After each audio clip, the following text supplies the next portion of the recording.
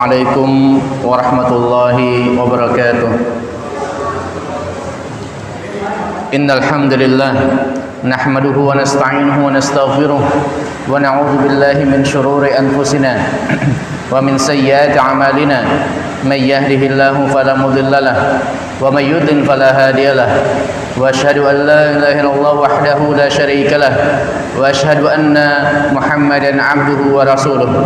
يا أيها الذين آمنوا اتقوا الله حق تقاته ولا تموتن إلا وأنتم مسلمون يا أيها الناس اتقوا ربكم الذي خلقكم من نفس واحدة وخلق منها زوجها وبث منهما رجالا كثيرا ونساء واتقوا الله الذي تساءلون به والأرحام إن الله كان عليكم رقيبا يا أيها الذين آمنوا اتقوا الله وقولوا قولا سديدا يصلح لكم أعمالكم ويغفر لكم ذنوبكم ومن يطع الله ورسوله فقد فاز فوزا عظيما أما بعد فإن أصدق الحديث كتاب الله وخير الهدي هدي محمد صلى الله عليه وسلم وشر الأمور محدثاتها فإن كل محدثة بدعة. Mari kita lanjutkan materi kita. Masih bersama kitab At-Tauhid. Sudah berapa sekarang? Berapa? Sampai mana? Ya?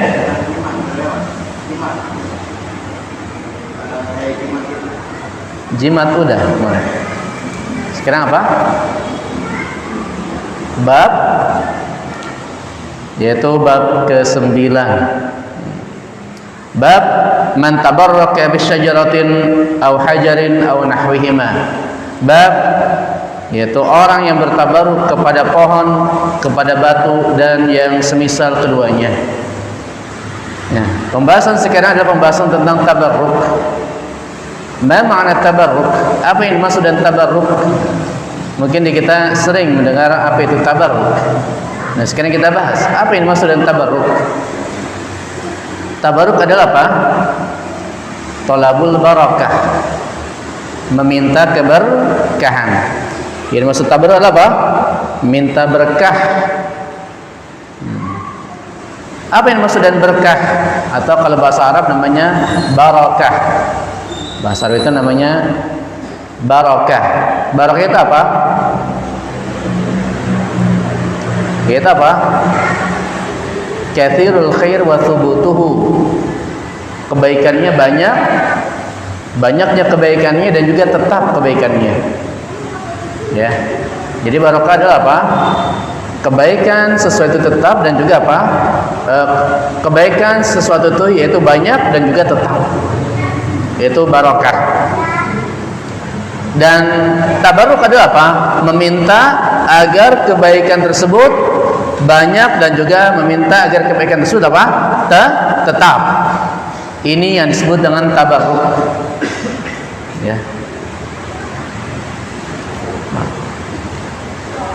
Tabarruk di sini ada beberapa macam. Ya, tabarruk yang disyariatkan diantaranya adalah yang pertama mungkin, yaitu tabarruk bil aqwal, yaitu tabarruk dengan perkataan. Ya. Di antaranya apa? Di antaranya itu dengan membaca Al-Qur'an. Karena Al-Qur'an akan memberi syafaat nanti kepada para pembacanya nanti pada hari kiamat. Ya, berkah Quran ini. Sebagaimana Nabi SAW mengatakan dalam hadisnya, Iqra'ul Qur'an fa innahu ya'ti yaumal qiyamati syafi'an li ashabihi. Bacalah Al-Qur'an karena sungguhnya Al-Qur'an dia akan datang pada hari kiamat akan menjadi syafaat bagi para pembacanya. Maka di antara keberkahan adalah apa? Dengan membaca Al-Qur'an. Ya, yang membaca Al-Qur'an. Jangan lupa ya, kita luangkan waktu kita. Ya. Jangan lupa kita luangkan waktu kita agar kita membaca Al-Qur'an. Jangan lupa, karena di dalamnya ada keberkahan. yaitu orang yang baca Al-Quran, nanti Al-Quran akan menjadi syafaat bagi nanti pada hari kiamat. Di antara bentuk syafaat yang disyariatkan adalah yaitu bukan syafaat, tabarruk. Maaf ya.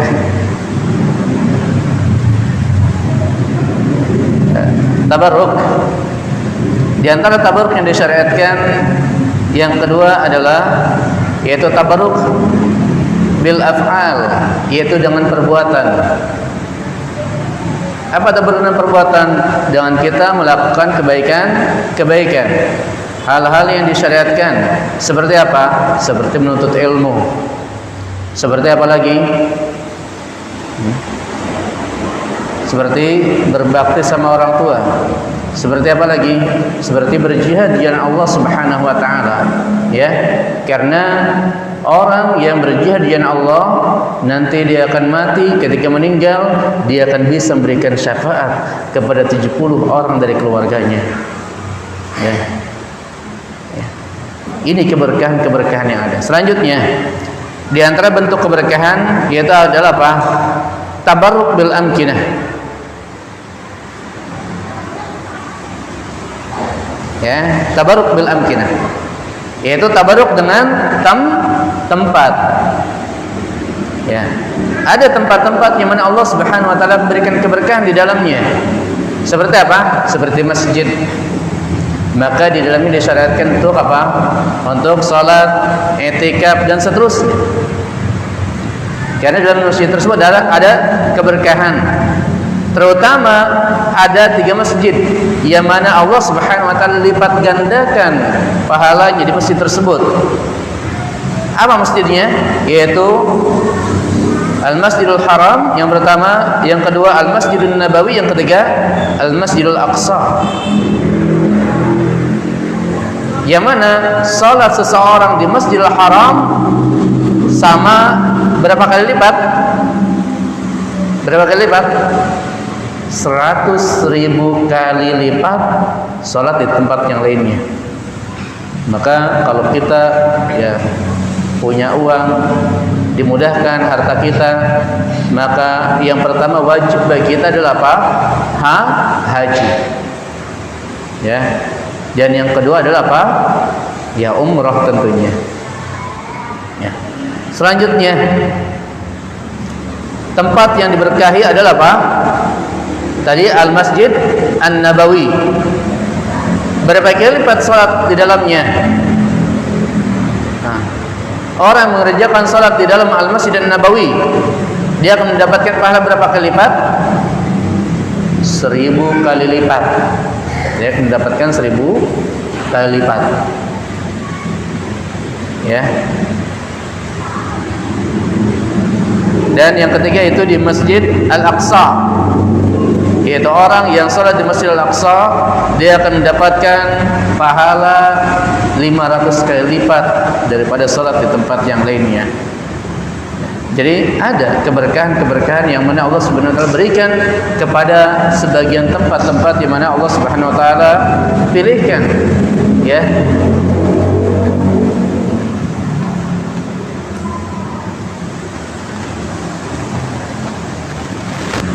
Di antara keberkahan tempat adalah apa? Seperti Makkah dan juga apa? Madinah. Allah Subhanahu wa taala jadikan Makkah dan Madinah sebagai apa? Tempat haram. Apa sih haram? Yaitu tempat suci. Ya, haram maksudnya apa? Tempat suci. Ya. Kita lanjutkan.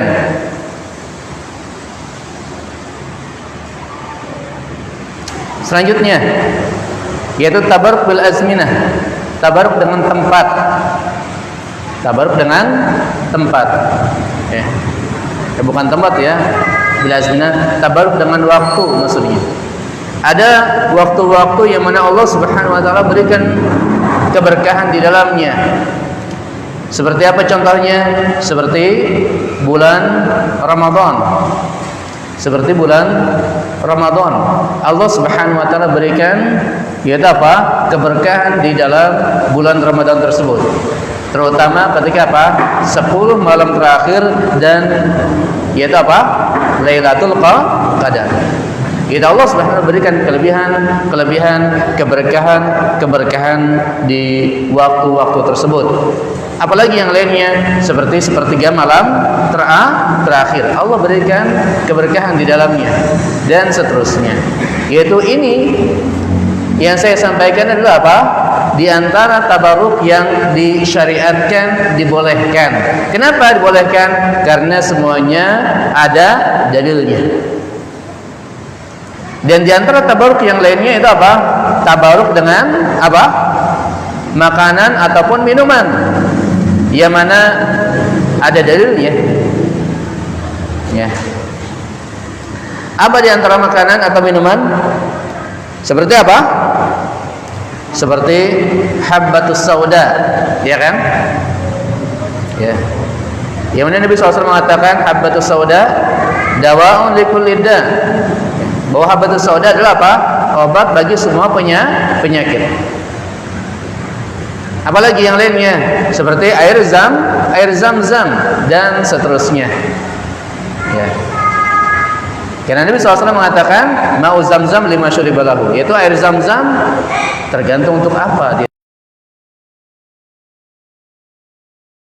Jadi di sini kita melihat ada tabaruk yang dibolehkan dan disyariatkan karena apa intinya? Karena ada dalilnya. Adapun berarti apa? Yang tidak ada dalilnya maka kita katakan tidak boleh dilakukan dan tidak disyariatkan. Ya. Tidak dilakukan dan tidak boleh dilakukan dan tidak disyariatkan. Kita lanjutkan ke pembahasan kita, yaitu dalil yang pertama adalah qala Allah Azza wa Jalla. Di dalam surat An-Najm Allah Subhanahu wa taala berfirman, "Afara'aitumul Lata wal Uzza wa Manata ats-tsalitsata al-ukhra alakumudz dzakaru wa lahul untha tilka idzan qismatun dhiza." Afara'aitum, tidakkah kalian melihat? Apa sih maksudnya? Tidak kalian melihat, yaitu secara maknanya tafsirnya kabarkan kepadaku. Ya, jadi afaraitum itu maknanya adalah apa? Akhbiruni, kabarkan kepadaku tentang Lata, tentang Uzza, tentang Manat yang ketiga. Nah, sekarang kita bahas dulu. Apa itu Lata? Apa itu Lata? Ya. Lata adalah siapa? Ibn Abbas mengatakan Lata adalah ismun li rajulin salih kana yulutu sabiqul hajj. Lata adalah siapa? Nama bagi orang soleh. Bayangkan. Ya. Lata yang disembah oleh orang-orang musyrik, oleh orang-orang Arab pada zaman Nabi SAW. Asalnya Lata ini siapa? Orang soleh. Karena itu tasawwurul hajj, yang mana dia meremukkan gandum untuk orang yang haji, ngasih makan untuk orang yang haji. Ini Lata. Ya. Jadi Lata ini asalnya adalah orang saleh. Lalu setelah meninggal dia disembah. Dan ini tidak dibolehkan dan ini termasuk diharamkan dan kesyirikan. Ya. Dia disembah oleh Thaqif dan yang sekitarnya. Selanjutnya Al-Uzza. Ya, Al-Uzza diambil dari kata Al-Aziz. Yaitu Al-Uzza ini apa? Disebutkan pohon. Atau sebelum kita masuk ke sini, yaitu Al-Lata adalah apa? Batu. Kalau Al-Lata ini batu ya. Ya, batu yang besar. Ya. Kalau Lata adalah batu yang besar, asalnya tadi siapa? Yaitu orang saleh meninggal di sana, dan juga batu besar maksudnya apa? Batu yang besar tersebut yaitu dekat dengan kuburan orang saleh, sehingga menjadi kesatuan dan disembah setelahnya. Ya. Adapun Uzza yaitu syajarah fi wadi Nakhlah baina Makkah wa Taif. Adapun ya Uzza adalah pohon yang mana berada di wadi Nakhlah antara Makkah dan Taif. Yaitu pohon yang disembah, Al-Uzza, disebut Al-Uzza di sana. Ya. Dan disembah oleh siapa? Oleh Quraisy dan Banu Kinanah. Kalau Uzza disembah oleh orang-orang Quraisy dan Banu Kinanah. Selanjutnya Manat. Ya. Manat ini disembah, yaitu Manas ini di antara Mekah dan Madinah, yaitu disembah. Dia bangunan, ya kalau Manat di sini disebutkan bina, bangunan yang disembah antara Mekah dan Madinah. Dan disembah oleh siapa? Khuza'ah, Aus dan Khazraj. Yang mana kita ketahui bahwa Aus dan Khazraj adalah apa? Penduduk kota Madinah. Ya. Jadi ini 3 nama dari sembahan-sembahan yang disembah selain Allah Subhanahu wa taala pada zaman Nabi sallallahu alaihi wasallam. Dan di antara mereka ada Lata di sini yang mana asalnya siapa? Orang soleh. Maka di sini kita ketahui bahwa apa? Bahwa orang soleh, ya, ataupun Nabi sekalipun, kalau sudah meninggal maka tidak boleh kita meminta kepadanya, karena ini termasuk kesyirikan pada Allah Subhanahu wa taala. Ya. Sebagaimana kita melihat pada zaman sekarang, banyak orang-orang yang menyembah kepada Nabi, yaitu Nabi Isa alaihissalam, ya kan? Dan ini adalah kesyirikan, ini adalah kekufuran. Tidak boleh seseorang meninggikan manusia, betapapun tinggi derajatnya, sampai ke derajat ketuhanan, sampai menyembah ya orang tersebut. Apalagi orang-orang yang dibawa kenabian, apalagi bukan seorang nabi, maka tidak boleh kita menyembahnya. Sebagaimana Nabi SAW mengingatkan kepada kita, la tutruni kama atratin Nasara ibn Maryam, janganlah kalian berlebihan sebagaimana orang-orang Nasrani berlebihan kepada Isa ibn Maryam. Ya, enggak boleh kita berlebihan sampai menyembah Nabi kita Muhammad SAW sebagaimana mereka orang-orang Nasrani, mereka berlebihan sampai menyembah kepada Isa bin Maryam atau kepada Yesus yang mereka sebutkan. Maka Nabi SAW mengatakan, innama ana abdun, aku hanya seorang hamba. Yaitu Nabi kita adalah seorang hamba. Apa tugas seorang hamba? Tugas seorang hamba adalah menyembah, tidak boleh disembah. Begitu ke Yesus dan Nabi Isa alaihissalam, ya. Dia adalah seorang hamba. Tugasnya apa? Sama dengan kita hamba, tugasnya menyembah. Ya, seorang hamba adalah apa? Tugasnya menyembah. Maka ketika kita menyebutkan Nabi kita apa? Bahwa Nabi kita adalah apa? Abduhu, ya enggak? Hamba Allah. Apa maksudnya hamba Allah? Tidak boleh kita sembah, karena dia seorang hamba, sama dengan kita, sama-sama hamba, sama-sama menyembah pada Allah Subhanahu wa taala. Akan tapi yang membedakan kita dengan Nabi kita Muhammad SAW, wa rasuluh. Oh, Nabi kita seorang rasul. Apa maksud seorang rasul? Perkataannya berbeda dengan perkataan kita. Ya. Perintahnya berbeda dengan perintah kita. Ya. Ya.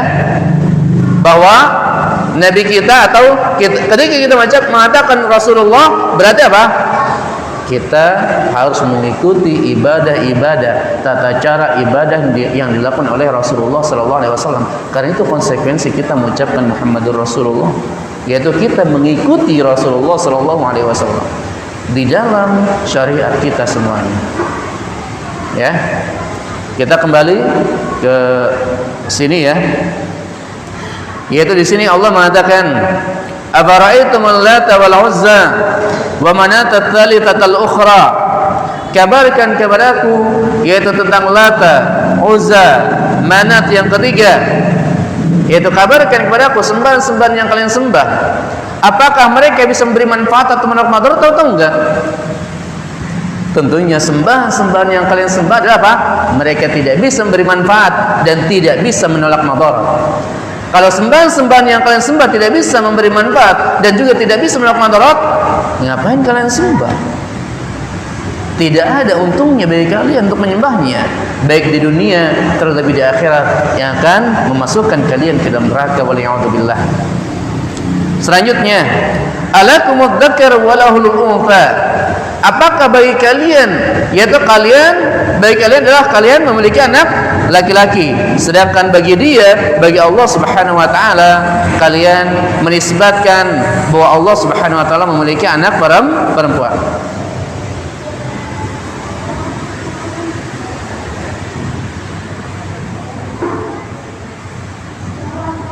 Ya. Kalian menyebutkan bagi kalian bahwa kalian menginginkan anak laki-laki, sedangkan kalian menisbatkan untuk Allah anak perempuan. Ya.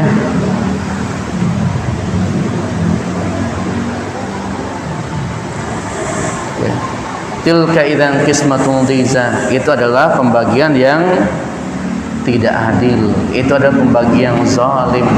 Kalian menginginkan bagi kalian yaitu anak laki-laki, ketika lahir bagi kalian anak perempuan, yaitu apa? Kalian benci. Bahkan di antara kalian ada yang kalian apa? Kubur hidup-hidup, kalian bunuh.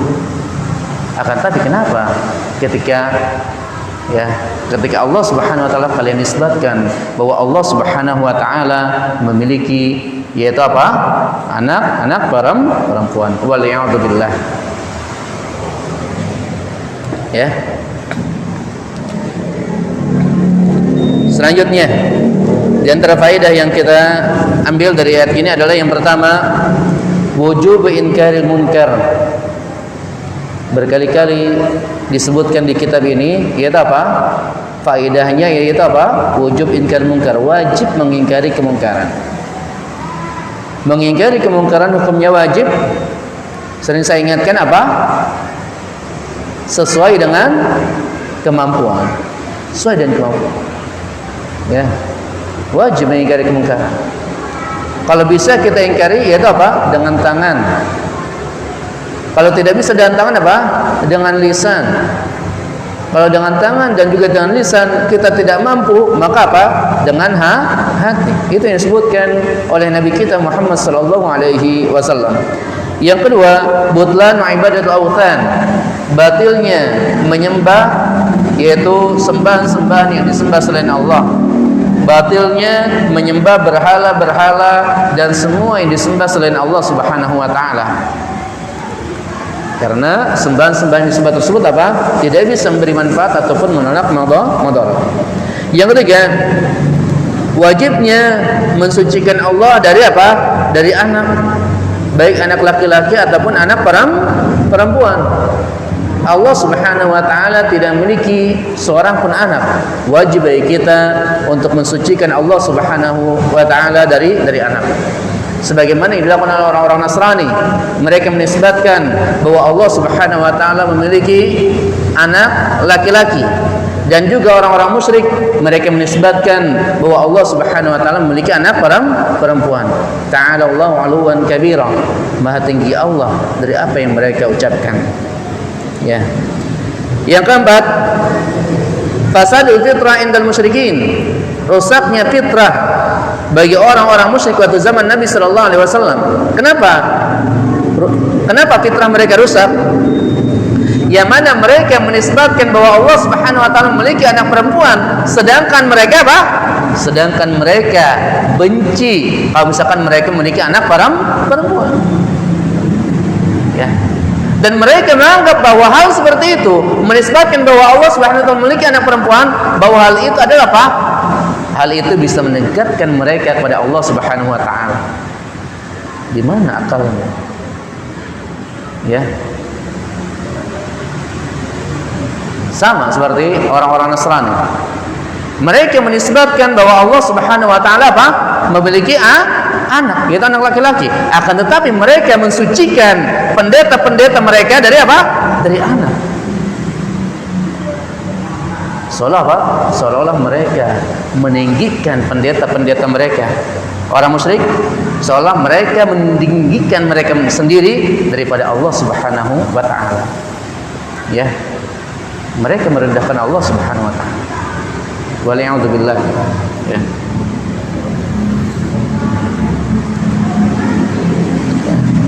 Jadi ini faedah yang bisa kita ambil dari dalil ini, ya. Selanjutnya dalil yang kedua dari Abu Waqid Al-Laythi. Qala kharajna ma'a Rasulillah sallallahu alaihi wasallam ila Hunain wa nahnu hadatsau 'ahdin bi kufrin walil musyrikin sidratun ya'kufuna 'indaha wa yanutuna biha aslihatahum yuqalu laha dhatu anwat.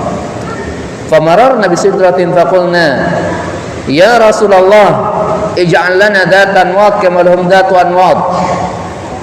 Faqala Rasulullah sallallahu alaihi wasallam Allahu akbar innaha sunan qultum walladhi nafsi biyadihi kama qalas banu Israil li Musa ij'al lana ilahan kama lahum alihah qala innakum qaumun tajhalun la tarkabunna sunana man kana qablakum rawahu Tirmidzi wa sahhahahu. Jadi dari Abu Waqid Al-Laythi. Abu Waqid Al-Laythi di sini beliau menceritakan, ya, kharajna ma'a Rasulillah sallallahu alaihi wasallam ila Hunain. Kami pergi bersama Rasulullah sallallahu alaihi wasallam ke perang Hunain. Sebelum kita lanjutkan, ya, yaitu perang Hunain ini perang yang terjadi setelah Fathu Makkah. Ya, perang yang terjadi setelah Fathu Makkah. Maka ketika Fathu Makkah, kita mundur sedikit, ketika Fathu Makkah, ketika Nabi sallallahu alaihi wasallam yaitu datang dari Madinah menuju Makkah untuk Fathu Makkah, itu apa? Untuk membebaskan, membuka kota Makkah yang tadinya kota kesyirikan, orang-orang yang masuk Islam. Banyak orang-orang, khususnya orang-orang Arab yang baru masuk Islam. Sebagaimana Allah Subhanahu wa taala menceritakan di dalam, ya, di dalam kitabnya, idza jaa nasrullahi wal fath. Jika datang pertolongan Allah dan juga fath, yaitu apa? Fathu Makkah. Fara'aitan nasa yadkhuluna fi dinillahi afwaja. Maka kamu akan melihat bahwa manusia masuk ke dalam agama Allah, manusia masuk ke dalam, ya. Jadi ketika Fathu Makkah yaitu kaum muslimin berarti apa? Jumlahnya semakin banyak sekali. Nah, setelah Fathu Makkah ini berarti ketika Fathu Makkah kita melihat ada orang-orang di antara kaum muslimin yang mana mereka datang dari mana? Dari Madinah. Ada di antara mereka yang datang dari Madinah. Berarti apa? Mereka adalah orang-orang Islam yang mana sudah lama masuk Islamnya. Dan juga ada di antara mereka yang ketika Fathu Makkah baru mereka masuk Islam. Ya. Jumlahnya banyak mereka ini. Jadi apa maksudnya? Ketika kita membahas dalil ini bahwa Nabi SAW mau perang ke Hunain, ya, berarti apa? Berarti di dalam rombongan Nabi, di antara para sahabat Nabi, di antara mereka ada yang sudah lama masuk Islamnya, yaitu para sahabat yang datang bersama Nabi dari Madinah, dan juga ada di antara mereka yang apa? Baru masuk Islam ketika apa? Ketika Fathu Makkah. Ada juga di antara mereka apa? Baru masuk Islam ketika Fathu Makkah. Kenapa kita penting memahami hal ini? Karena agar kita paham, oh, wajar ada di antara sahabat yang mengatakan mungkin, ya, di dalamnya ada kata-kata yang bertentangan dengan tauhid. Karena apa? Karena ada di antara mereka yang baru masuk Islam. Kita lanjutkan dalilnya, yaitu Abu Waqid Al-Laythi di sini menceritakan bahwa kami pergi bersama Rasulullah sallallahu alaihi wasallam ke Hunain, yaitu apa? Ke perang Hunain. Ya. Di sini disebutkan wa nahnu hudatsau 'ahdin bi kufrin. Kami ketika itu masih baru masuk Islam. Kami di sini sebagian apa semuanya? Kami baru masuk Islam. Kami di sini baru apa semuanya? Sebagian atau semuanya? Sebagian. Yaitu sebagian kami ada yang baru masuk Islam. Karena ada sebagian dari kami juga yang datang dari Madinah yang sudah lama masuk Islamnya. Ya. Kami baru masuk Islam, yaitu ketika Fatu Mekah. Di sini sebutkan barang-barang mereka atau menggantungkan senjata-senjata mereka di pohon tersebut. Agar apa? Agar benda ini berkah. Maksudnya ya, untuk tabarruk, ya kan? Kepada pohon tersebut. Yuqalu laha dzatu anwat. Pohon ini dinamakan oleh orang-orang musyrik dengan namanya dzatu anwat. Yaitu dia menceritakan bahwa orang musyrik mereka memiliki dzatu anwat yang mana mereka biasa bertabaruk kepada dzatu anwat tersebut. Lalu selanjutnya di sini sebutkan famararna bisidratin, maka kami pun melewati pohon yang lainnya. Perhatikan di sini pohon yang lainnya, bukan pohon yang tadi, bukan dzatu anwat yang tadi. Kami pun melewati pohon yang lainnya. Faqulna, dan kami katakan, ya Rasulullah, ij'al lana dzata anwat kama lahum dzatu anwat. Ya Rasulullah, buatkanlah bagi kami dzatu anwat sebagaimana mereka orang-orang musyrik memiliki dzatu anwat. Ya Rasulullah, buatkanlah bagi kami ya apa? Pohon yang mana kami bisa bertabaruk kepadanya sebagaimana orang-orang musyrik mereka memiliki pohon yang mana mereka bertabaruk kepada pohon tersebut. Ya Rasulullah, buatkanlah. Ini kan sebenarnya tidak pantas diucapkan bagi orang-orang para sahabat yang sudah lama masuk Islamnya. Paham ya? Makanya tadi dia mengatakan ada uzurnya. Itu kenapa? Karena dia sebagian dari mereka, sebagian dari para sahabat ini apa? Baru masuk Islam. Jadi wajar ya mengatakan hal seperti ini. Karena masih banyak nih syubhat-syubhat kesyirikannya di dalam kepalanya. Harus dikikis. Ya. Ya Rasulullah, ij'al lana dzata anwat kama lahum dzatu anwat. Ya Rasulullah, buatkanlah bagi kami dzatu anwat, pohon yang mana kami bisa bertabaruk kepadanya sebagaimana mereka orang-orang musyrik memiliki dzatu anwat yang mana mereka bertabaruk kepada pohon tersebut. Maka Rasulullah SAW mengatakan di sini, Allahu Akbar. Di dalam riwayat yang lainnya, Subhanallah, Maha suci Allah, atau Allah Maha besar dari apa yang kalian sebutkan. Ya. Di sini Nabi SAW mengatakan Allahu Akbar, innaha sunan. Ini adalah sunan. Apa? Ini tradisi-tradisi. Ya. Qultum walladzi nafsi biyadih.